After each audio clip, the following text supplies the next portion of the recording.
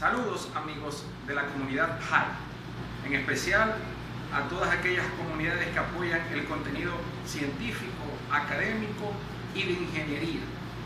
En esta ocasión quiero refrescar el contenido que les estoy transmitiendo. Para esta ocasión no voy a realizar este audiovisual dirigido a cálculos numéricos, sino a explicar una de las partes importantes dentro de las operaciones de perforación de pozos, como lo es el uso de las bombas de lodo. Las bombas de lodo son aquellas bombas cuyas características se encuentran dentro de un taladro de perforación para bombear grandes cantidades y volúmenes de fluidos de perforación. Ya en videos anteriores les he explicado lo que es el circuito del fluido de perforación, que no es más de aquel fluido que va desde los tanques de lodo, succionado por las bombas, pasando por un conjunto de mangueras y tuberías hasta llegar dentro de la tubería o sarta de perforación, salir por los jets de la mecha, regresar por el espacio anular, el espacio existente entre la sarta de tubería y las paredes del hoyo, regresar nuevamente a los tanques de lodo y cumplir con ciertas funciones. Dentro de las funciones que cumple el fluido de perforación está el de poder arrastrar los cortes que hace la mecha de perforación en el fondo del pozo y sacarlos hacia la superficie, el de enfriar y lubricar la barrena, ya que ésta, al accionar mecánicamente con la litología que se encuentra en el subsuelo, con las rocas que se encuentran en el subsuelo, va a generar cierta fricción y temperatura y el lodo lo va a enfriar o a lubricar. También es necesario que críe un revoque en las paredes del pozo, ya que a medida que nosotros vamos perforando, se va construyendo el conducto, que es lo que conocemos como hoyo pozo, y estas paredes van a tender a derrumbarse, pero una de las funciones del fluido es crear un revoque liso y permeable. Dentro de otras funciones está el de poder contar con una viscosidad necesaria para que cuando se apaguen las bombas del lodo, estos ripios o cortes desde el fondo puedan quedar suspendidos. En fin, las funciones necesarias para que la perforación rotatoria se pueda dar. Ahora, la perforación a rotación, llamada también perforación rotatoria, es aquella perforación que viene a evolucionar o a sustituir la perforación a percusión. En la perforación a percusión no existe un control de las presiones que se encuentran en el subsuelo del pozo, mientras que con la perforación a rotación puede existir un fluido de circulación que ejerza una presión de circulación y una presión hidrostática en el pozo para controlar las presiones que ejercen fluidos como gas o petróleo. Entonces, para esta ocasión traigo un resumen de los objetivos o de las funciones que cumplen las bombas para bombear, valga la redundancia, fluidos de perforación. Dentro de los fluidos de perforación, como se los he mencionado también en recursos audiovisuales anteriores, ellos pueden ser preparados con fluidos base agua o fluidos base aceite. Ahora bien, las bombas que se utilizan en un taladro de perforación son bombas reciprocantes de doble acción. ¿Qué significa esto? Bueno, antes de poder explicar lo que son bombas reciprocantes de doble acción, es necesario que les diga que generalmente en un taladro se cuenta con 3 bombas de lodo. De estas 3 bombas, generalmente cuando se está perforando a su máxima capacidad, de estas bombas se tienen 2 bombas en uso. ¿Por qué? Porque generalmente la tercera se deja en stand-by, es decir, se deja sin funcionar. ¿Para qué? Para que si de las 2 bombas que están en funcionamiento falla una, podemos entonces tener una opción con una tercera, ya que lo ideal es que la perforación del pozo nunca se pare. Ahora, vamos a explicar entonces lo que es una bomba reciprocante de doble acción. La bomba, o uno de sus objetivos, es bombear cierta cantidad de volumen de perforación. Él tiene entonces un cilindro con un vástago en el cual trabaja de esta forma, va hacia atrás y va hacia adelante. Cada vez que él hace este movimiento, bombea una cantidad de fluido.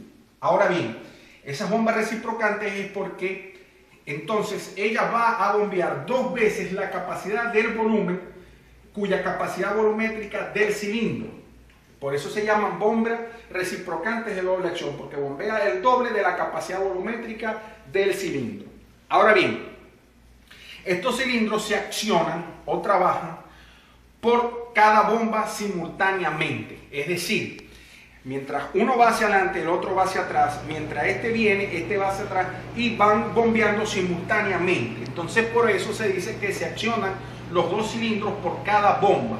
Si tenemos 2 bombas en uso, sería entonces 4 cilindros que van a estar activados simultáneamente en cada bomba. Por eso decimos entonces que el volumen total que las 2 bombas en funcionamiento van a bombear son 4 veces el volumen de cada cilindro. Entendido entonces este funcionamiento de las bombas reciprocantes, de las cuales podemos encontrar en el mercado las llamadas bombas dúplex de doble acción o las bombas triplex, ¿okay?, de triple acción. Entonces, entendiendo este funcionamiento, vamos a estudiar cada elemento que forma parte de la bomba, dentro de las que está. La potencia. Como todos sabemos, potencia es energía entre tiempo. Y sabemos que la energía es la capacidad para poder efectuar un trabajo. Entonces, las bombas tienen una potencia de operación. Esa potencia la vamos a medir en la unidad del sistema inglés HP. También tiene una presión de operación que va a ser la presión de descarga, es decir, la presión con la que la bomba va a entregar el fluido. ¿A dónde lo va a entregar? A todo el sistema de líneas que transporta el fluido de perforación hacia el pozo. Esa presión de descarga o presión de operación la vamos a medir en PSI, es decir, libras sobre pulgadas cuadradas, que es lo que significa PSI. Vamos también a tener como dato de las bombas la longitud de la embolada, ¿ok? La longitud de la embolada. La vamos a denominar con una letra E mayúscula y esa longitud de la embolada la vamos a medir en pulgadas. Vamos a tener las emboladas por minuto, sabiendo que la embolada es el movimiento que hace el cilindro y el vástago de esta forma. Cada vez que el cilindro, el vástago, viaja, va y viene, eso es una embolada. Ahora, ¿cuánto movimiento hace de esta forma en un minuto? Es lo que vamos a denominar emboladas por minuto. Y lo vamos a denominar con una N mayúscula.